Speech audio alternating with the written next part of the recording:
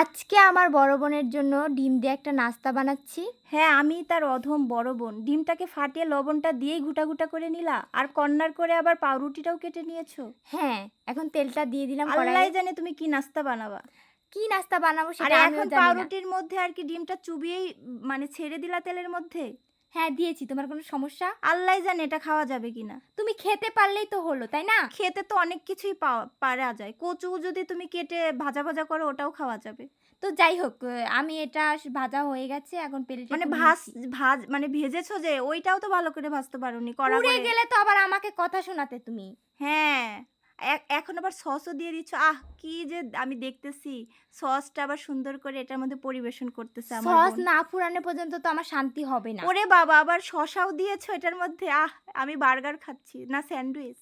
Sandwich তো হয়নি। ডিম থাকলে ভালো হতো মনে হচ্ছে। হ্যাঁ, এখন আমার এটাই খেতে হবে, কিছুই করার নাই। আর যদিও আমার ছোট বোন বানিয়েছে বলে হ্যাঁ, কথা। খেয়ে বলো তো কি বানিয়েছি আর কেমন হয়েছে?